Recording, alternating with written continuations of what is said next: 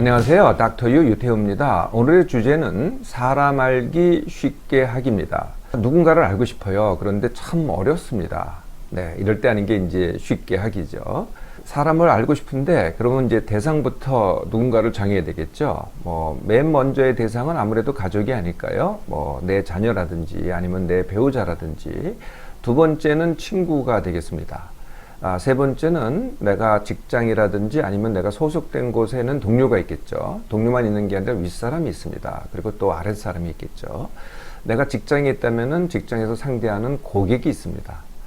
그리고 또 사회에 누군가가 알고 싶어요. 직접 만나는 사람은 아니지만은 지도자라든지 아니면 또 어떤 사람은 연예인이라든지 이런 사람들이 알고 싶겠죠.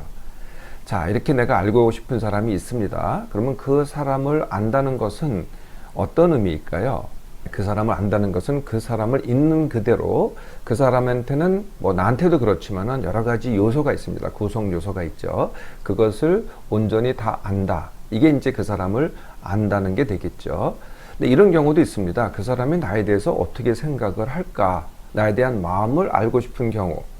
이거는 사실은 그 사람을 있는 그대로 안다기보다는 관계가 되겠죠. 네. 어떤 경우에는요, 나에 대한 마음이 그 사람의 전부인 것 같이 이렇게 느껴질 때가 있습니다. 근데 그거는 그 사람을 있는 그대로 아는 것이 아닌 거죠. 네. 그 사람을 있는 그대로 알려면은 그 사람의 구성 요소가 뭔지, 사실 그게 나의 구성 요소이기도 합니다.를 먼저 알아야 되겠죠. 네. 그것부터 같이 보겠습니다. 그 사람의 구성 요소는 적어도 4가지가 있습니다. 첫 번째, 한 사람의 몸과 마음. 제가 이걸 갖다 일부러 합쳤습니다. 몸과 마음은 같은 거기 때문에, 동시에 존재하기 때문에. 그리고 그 사람이 하는 관계, 가족, 친구, 동료, 소속이 되겠죠. 그리고 그 사람이 하려는 일 또는 성취, 학생들은 학업, 주부라면은 돌봄, 그리고 일, 그리고 돈 벌기, 이런 것들이 이제 일과 성취가 되겠고요.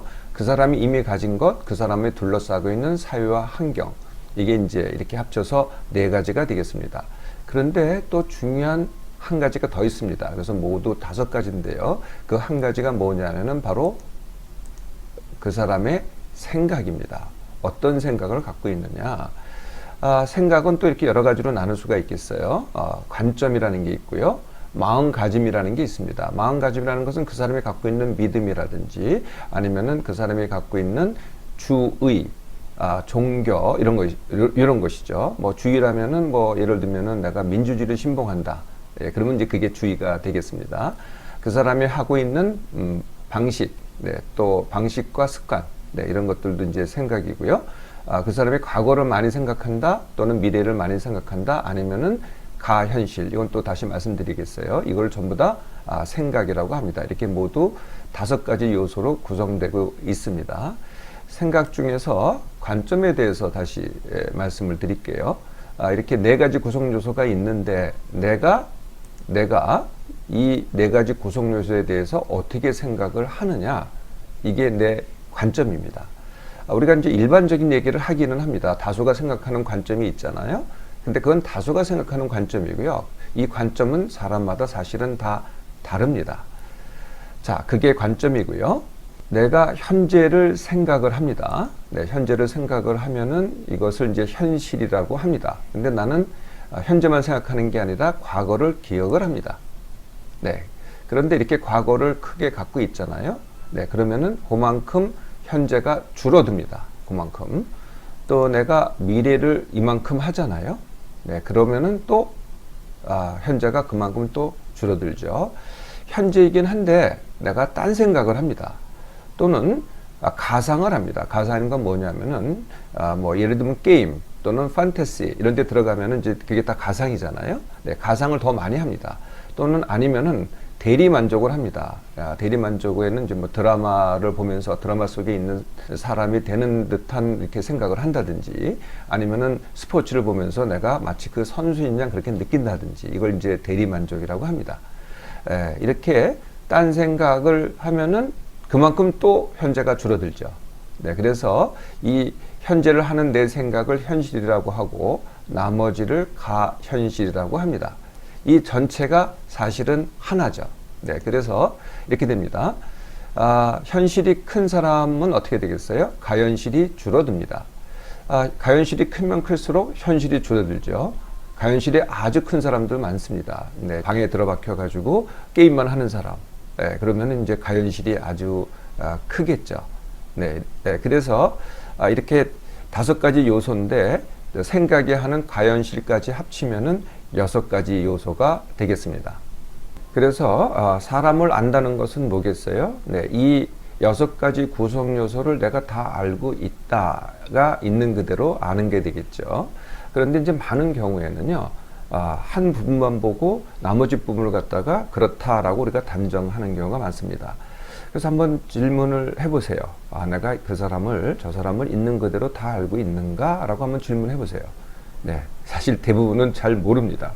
네, 내가 아는 것만 가지고 그 사람이다 라고 단정하는 게 정말 대부분이죠. 그래서요, 이제 내가 그 사람을 알고자 합니다. 그러면 이제 알고자 하는 나부터 점검을 해야 되겠죠.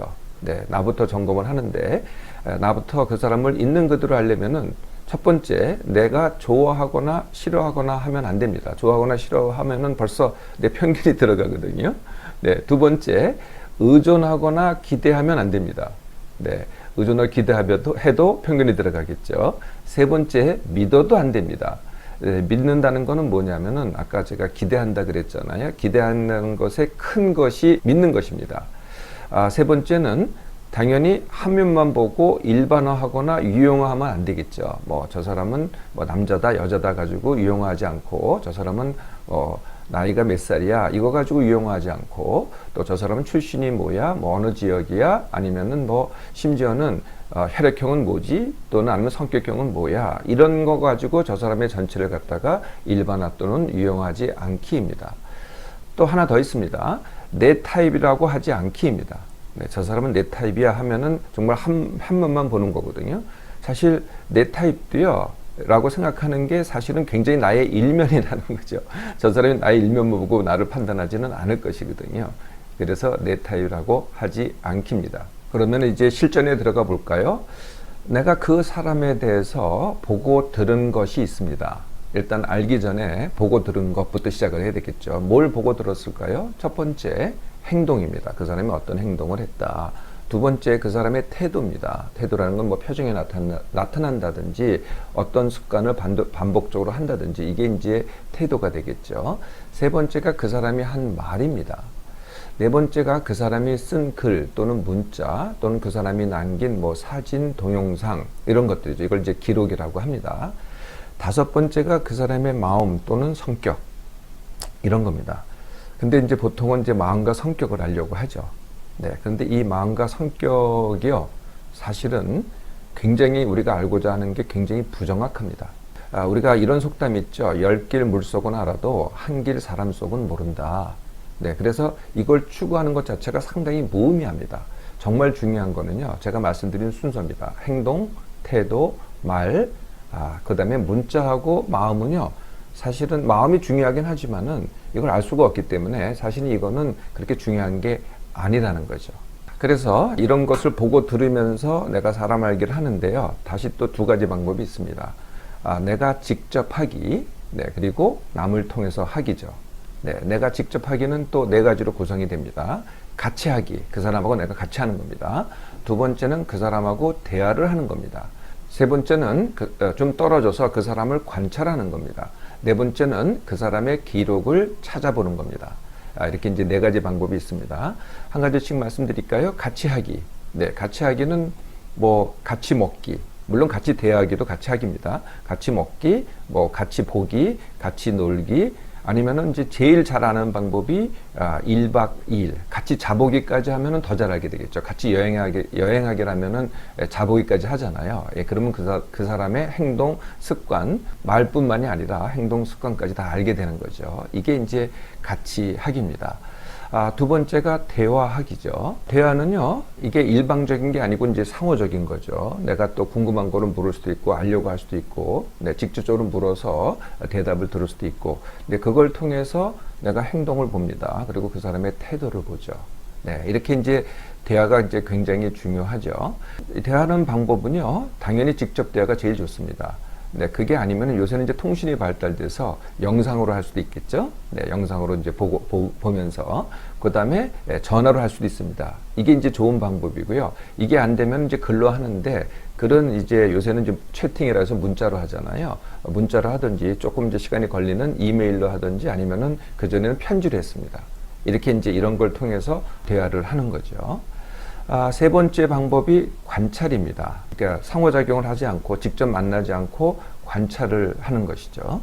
저 사람의 행동, 아까 제가 중요하다고 얘기한 거 있잖아요. 행동, 태도와 습관, 저 사람의 한 말, 네, 또 저 사람이 남긴 글, 네, 이런 것들을 내가 관찰할 수 있는 거죠.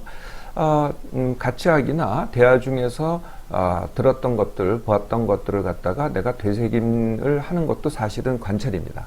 네, 다시 기억해보고 이게 이런 것인가 라고 하는 것도 직접적인 그때 하는 게 아니기 때문에 사실은 관찰이 되는 거죠.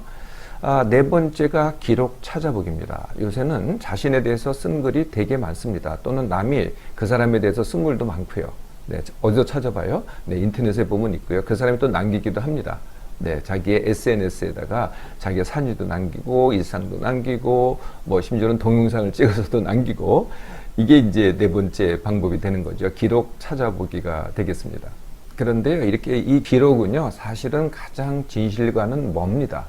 네, 내가 직접 같이 이야기를 한다든지 대화를 한다든지 아니면은 관찰을 한다든지 이게 사실은 정답에 가깝고요. 기록은 사실은 진실과는 거리가 있다는 거죠.